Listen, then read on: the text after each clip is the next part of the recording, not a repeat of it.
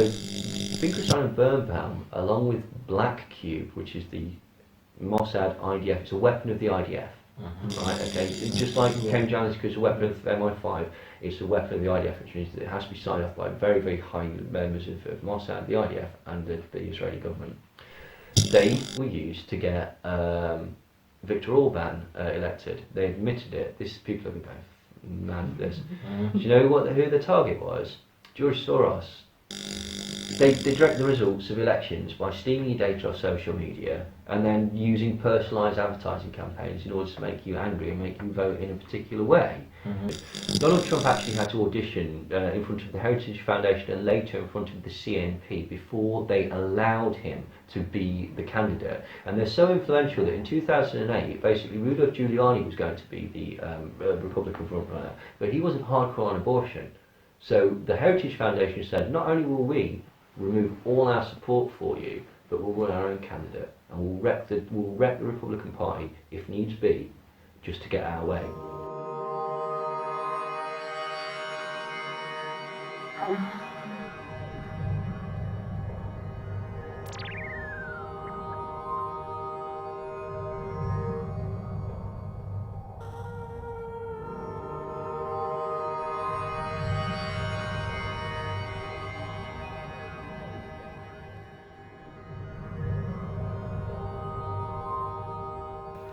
Viktor Orban, okay, here's another one. This is going to rile people because a lot of people quite like Viktor Orban because he's anti-immigration and all this stuff. But do you know he was installed by Mossad?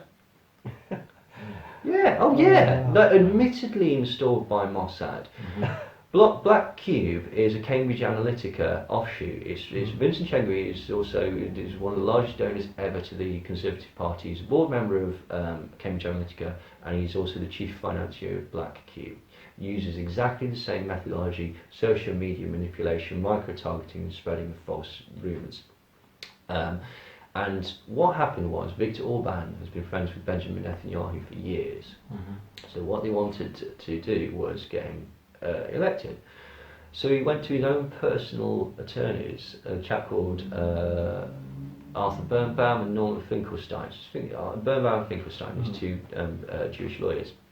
And they got Netanyahu elected with a remarkably similar campaign, lying about his opponent, saying that he wanted to give Jerusalem back to Palestine and stuff like that. You know, outrageous lies, basically. That's how Netanyahu got in.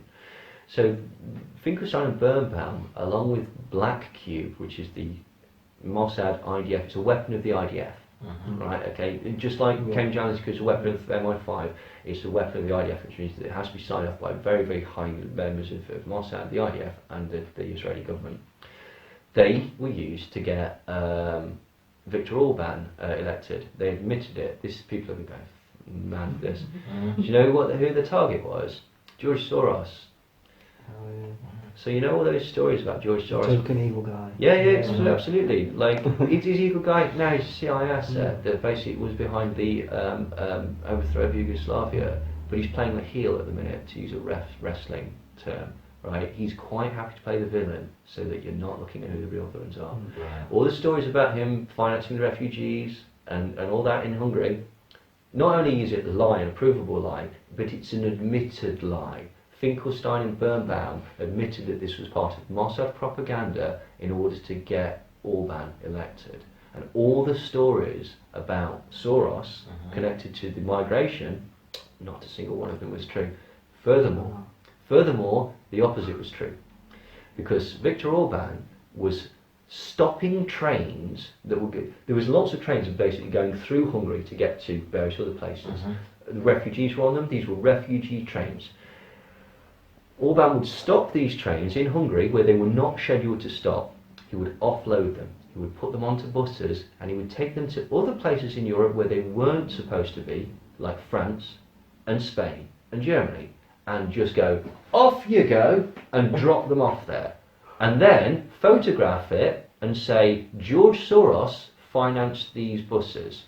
Now, what was really, really weird was that George Soros is actually a really, really sort of well-regarded person in Hungary because he's a philanthropist, he's given loads of money, and he was violently anti-communist. He was also anti-fascist, despite this concept that, you know, when he was 13, he went out on one trip with rather than, I don't know, be murdered. Like, I think I would have done the same. So he's violently anti-communist, and he was rebuilding huge amounts of Hungary, and like spending huge amounts of his own money to make it better. Then Orban started this concept of he's behind all the thing. Now, Hungary is an incredibly corrupt country, incredibly corrupt. You don't get anything unless just like in Russia, like basically you go through a government official, and basically they'll siphon off all the money anyway. So it's totalitarian. It's an oligarchy essentially. Now, if you remember, he kicked out all these organisations that were part of George Soros' Open Society, blah blah blah. Now, 2 points. One, not a single one of these operations was connected to George Soros in a single way. Do you know what these 200 places were? Red Cross, Amnesty International, and a host of anti-corruption and human rights organisations. Why would Viktor Orban want to kick all those out of his incredibly corrupt regime? Well, it's obvious, isn't it? Like, you know, I don't need to say it. But rather than say, yeah, I'm kicking it out because they're corrupt, I'm kicking these out because this is a Soros plot to undermine Hungary. You'll notice that Hungary is desperate to stay in the EU. Isn't that sort of weird, isn't it? It's weird, that. There's conflict in It's almost as if, like, it's all nonsense. And this whole thing was so propagated by elites in order to basically wind you up and make you vote in a particular way. And a lot of people just brush it off as well. It's just nonsense, and don't look into it and see what's really going on. on. I didn't want to find it. What I noticed was when I found out about Cambridge Analytica, I was like, hang on, that's a bit weird. They're doing exactly the same thing that J-Trig does. Right? And all these other Pentagon things. This is another one, okay? In 2014, it was discovered that on Reddit, for example, and I'm sure this is expanded to places like 4chan, which is where you get all these sort of like things going on. The majority of posts on Reddit at certain times, or sometimes up to 80% from a single thread, it was shown by sort of analysing the metadata, all came from one place, Eglin Air Force Base in Florida. It's a mind control program. Eglin Air Force Base is where they were going to.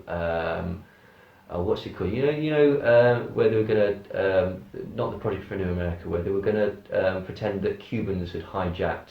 You know the thing with John Kennedy, where they were going to like say that Cubans had hijacked this plane.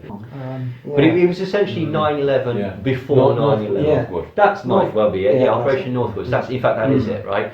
That was all to be staged at Eglin. Eglin is a mind control program that is involved in internet programs in order to manipulate people's behaviour and emotions online. That's what it's all about. It's a mind control program. So that's why I got into it, because I started pulling on it. I was like, this is uncomfortable. But once you find out that the Leave campaign used a MI5 weapon, you go, well, it can't possibly be anti-establishment then, can it? So what is it that they're actually trying to do? And you have to just look at the facts. I didn't want to come out and basically look like I'm being pro-EU, because I'm not actually. I'm just pointing out that that's a lie, that's a lie, that's a lie, this is a lie. Why are they doing that? And again, it's all connected to these.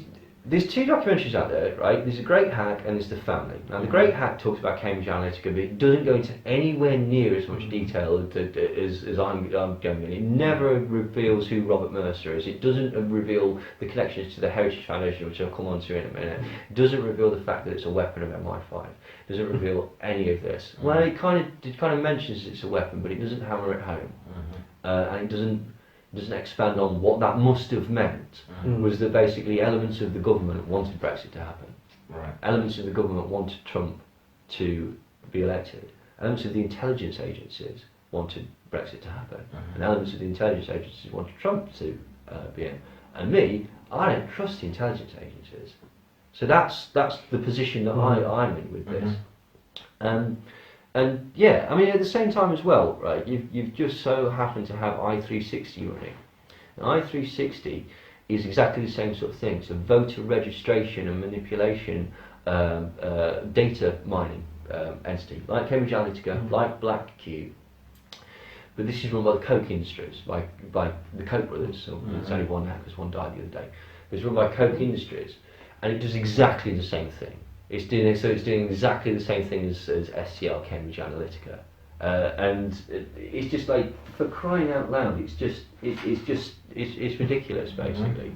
But yes, this is what they did. They basically they direct the results of elections by stealing your data off social media and then using personalised advertising campaigns in order to make you angry and make you vote in a particular way. And it's financed by the Mercers, the Racemans, the Shillmans, the Rosenwalds, the Kochs, the Wilkes and the DeVosses.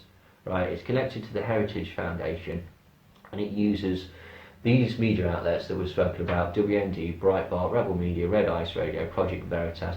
Project Veritas, James O'Keefe, he's a joke. Do you know, like, he's trained by Eric Prince of Blackwater, like, who also is Betsy DeVos's brother.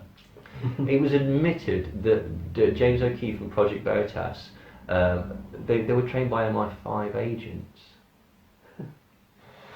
Also, I'll point out now, not a single sting that Project Veritas, James O'Keefe has ever done, ever has proven to be true. They always manipulate the footage, and he's gone to prison. Well, he didn't go to prison, but he got criminal charged for it. Yeah, well, I'll give you an example, right, okay. People, the nonsense that is Pizzagate is bullshit, right, okay. But people try and connect this one tweet that Andrew Breitbart did to it, saying, John Podester's a paedophile, blah, blah, blah, and this is in 2011, and he died like a couple of years later, or a couple of months later, or whatever.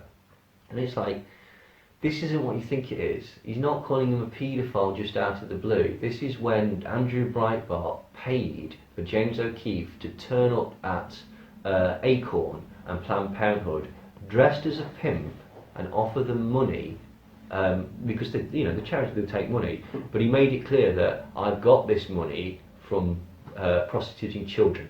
So he pretended to be prostituting children, and the proceeds of that was to be given to Planned Parenthood. The problem was, the second that he left the room, they called the police. Now, as the police investigation was going on, John Podesta, who was involved in sort of law enforcement element of the government, was looking into this to see what was it, and he concurred with the police that, yeah, James O'Keefe just lied about it. He filmed himself doing it, so the evidence was there.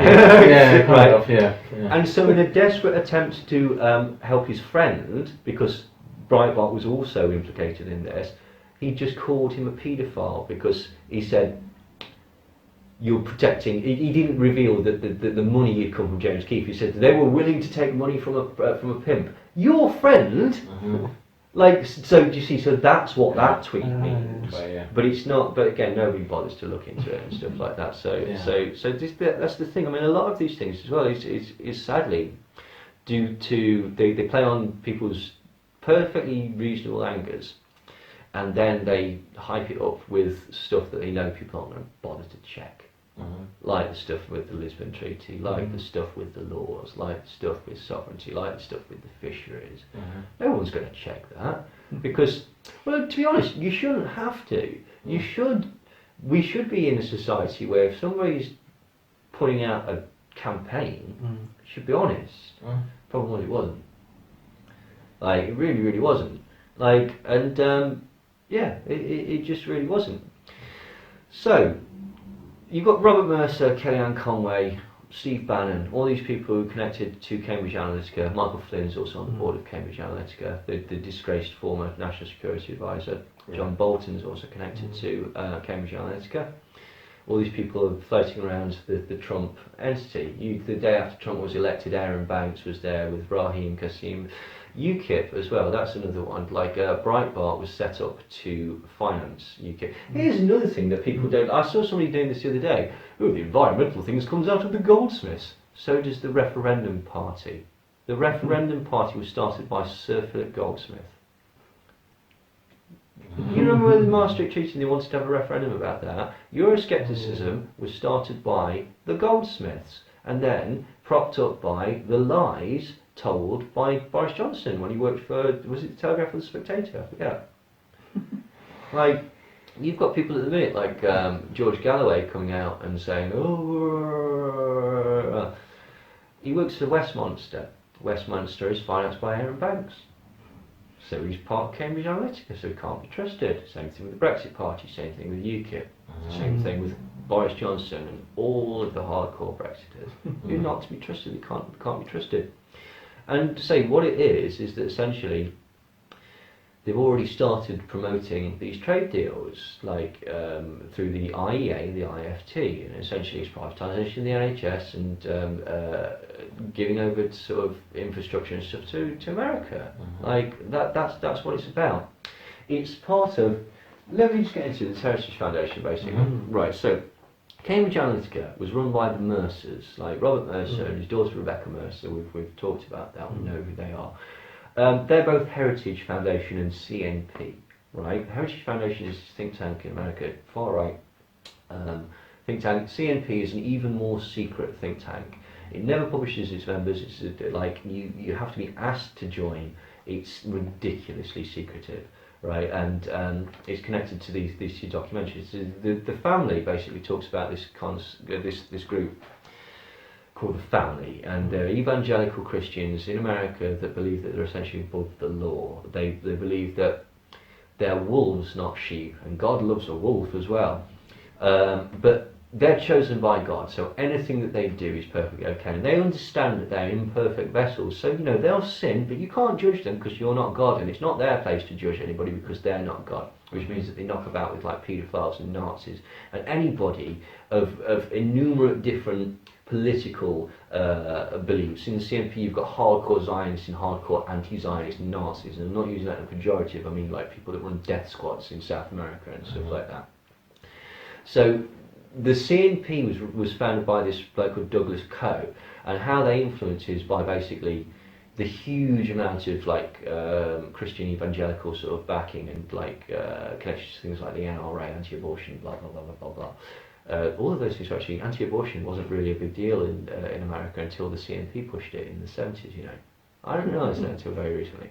Like, they wanted a cause to rally behind. They didn't give a shit up until that point. They just decided that this would be quite good because it was also going against the rise of the, feminism and stuff like that, equality acts and stuff like that. They don't like that. They don't like it unless you're rich, white, and Protestant.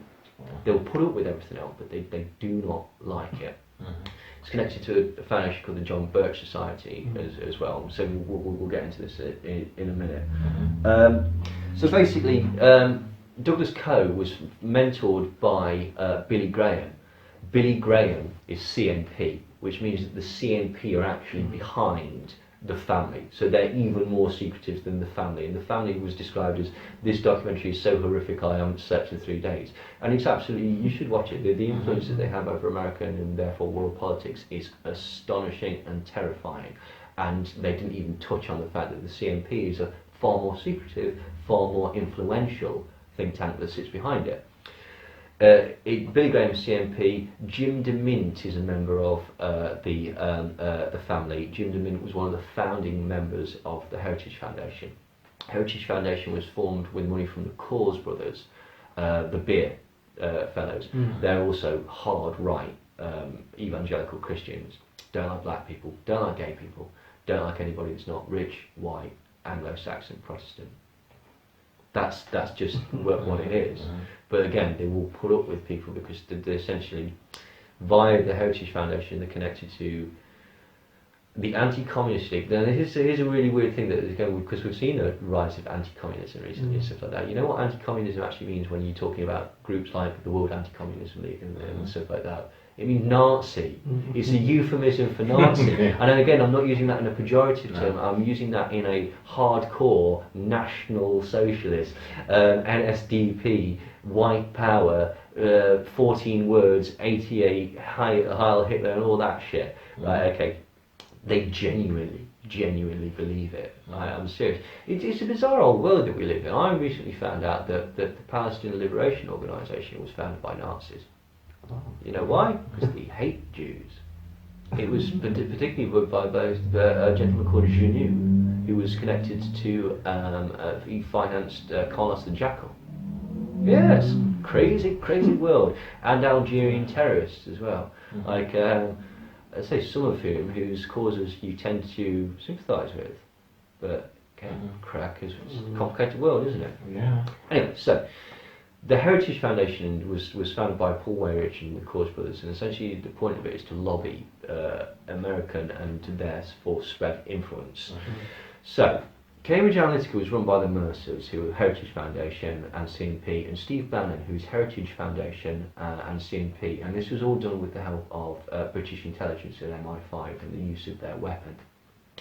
The Thatcher government based its policies on the Heritage Foundation's recommendation to privatise British industry, so British Petroleum, British Aerospace, British Cable and Wireless, Amersham International, National Freight, Brit Oil, Associated British Ports, Enterprise Oil, Jaguar, British Telecoms, British Shipbuilders, British Gas, British Airways, Rolls-Royce, BAA, British Steel, British Water, British Electricity were all financed at the behest of the Heritage Foundation as part of Reaganomics and as part of Margaret Thatcher's and Reagan's special relationship.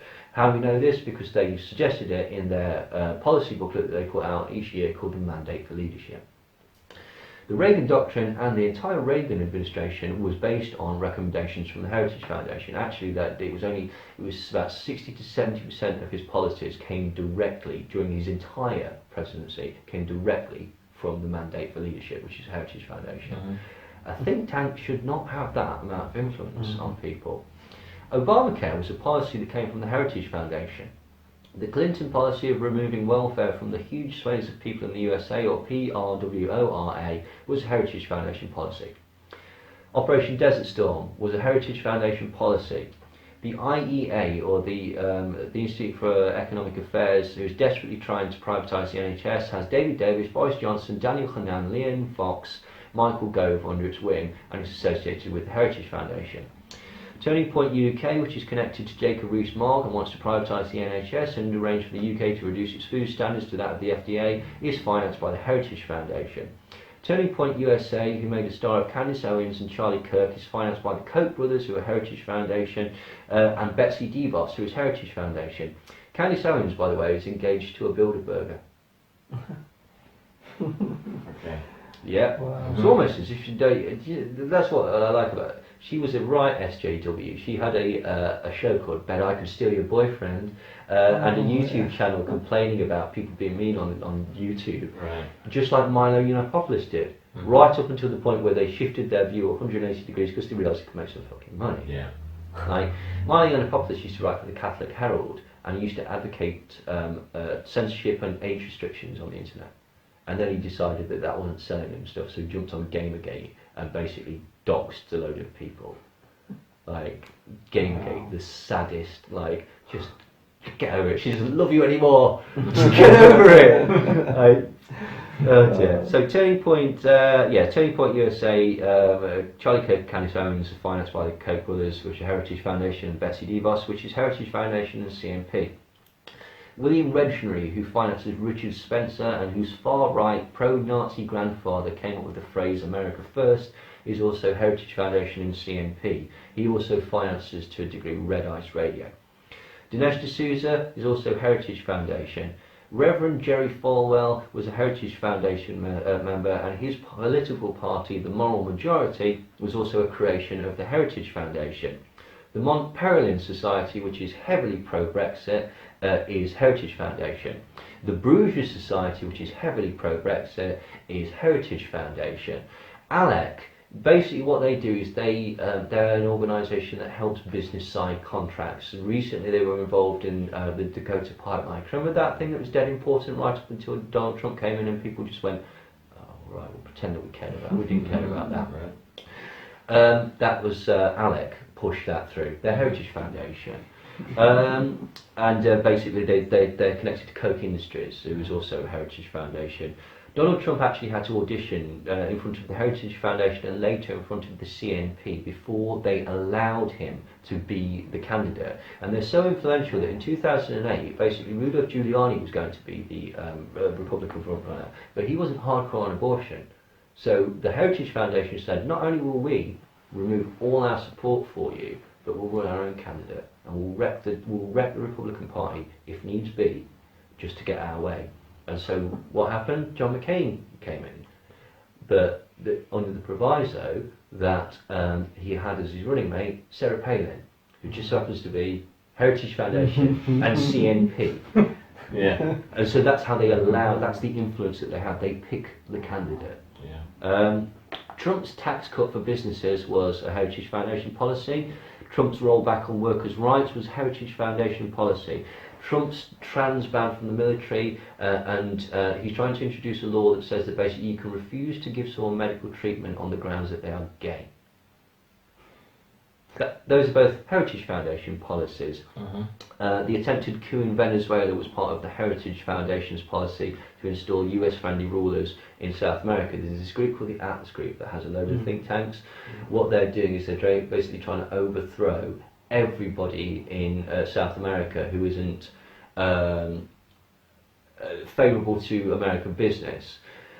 Brazil's got like one of the largest oil reserves in the world, but the largest untapped one is in Venezuela.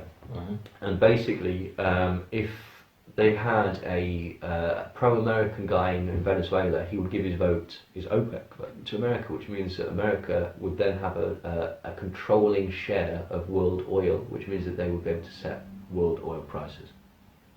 So that's why they're trying this coup and thing. That's why they got Bolsonaro in. The first thing that Bolsonaro did was turn over his OPEC vote to America. That's entirely what they're doing. They're doing it in Argentina, various other places as well. Bolsonaro was elected with help from Cambridge Analytica, then changed the country's oil policy to favour the USA. This was a Heritage Foundation policy. The Atlas network of pro-USA think tanks designed to interfere with South American policies is Heritage Foundation Finance. Trump has installed over 60 members of the Heritage Foundation in his administration. And these are not the prominent ones that I'm going to mention in a minute. These are just sort of behind the scenes guys. Aside from all the Goldman Sachs people that he hired and that Saudi Arabian lobbyist that he illegally hired. Like, that is that's almost sort of like treasonous. He actually opened 7 businesses in Saudi Arabia during the campaign and shut them down when he realised that was desperately illegal, but still has a Saudi Arabian lobbyist very high, given essentially a grace and favour role. It's not a real role, he's just there to influence. And it's a crack, isn't it? So, who did the Heritage Foundation recommend and propose for their positions? Neil Gorsuch of the Supreme Court, Brett Kavanaugh of the Supreme Court. They put millions behind both of them getting both of those people in. You know, Brett Kavanaugh, the rapey one.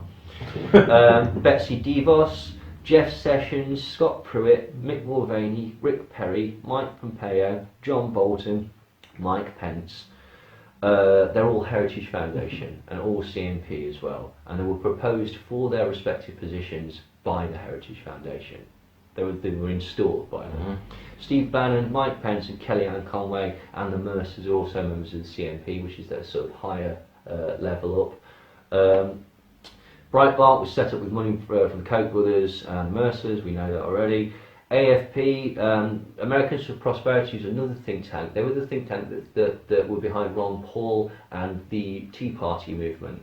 Their Heritage Foundation. Ron Paul is CNP. And his son is Heritage Foundation as well. What's his name? I can't forget. Rand Paul.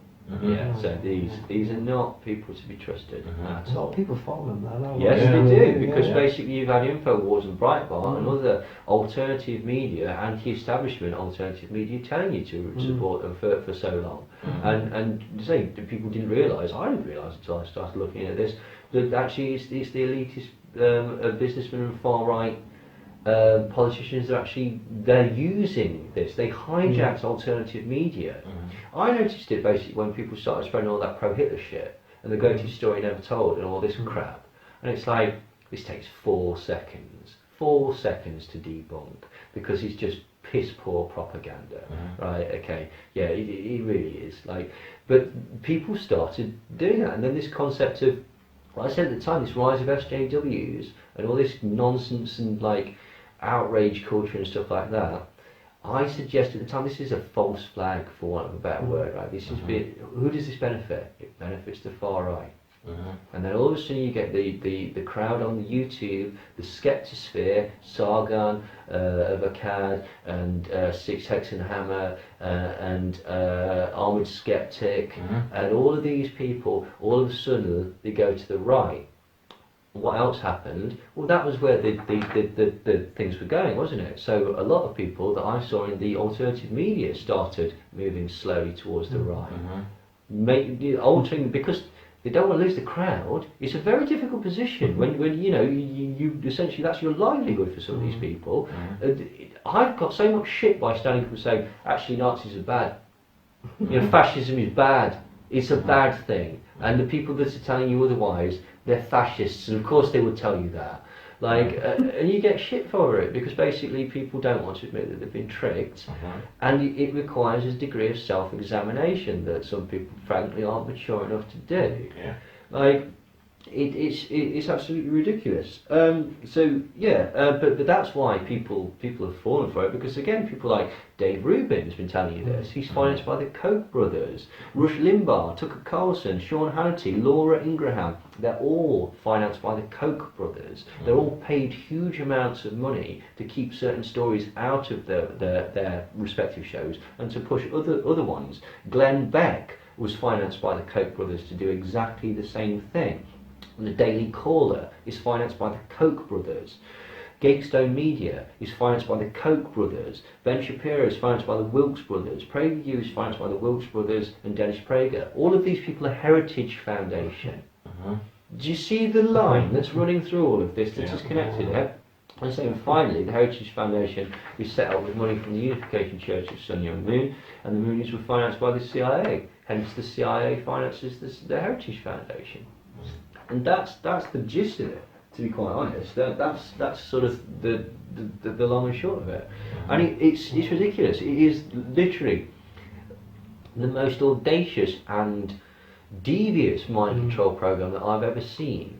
And it's incredibly successful. And so most people won't actually even bother to look at the fact that they have been tricked. They'll churn out this stuff and churn out this stuff and not look at the logic behind it.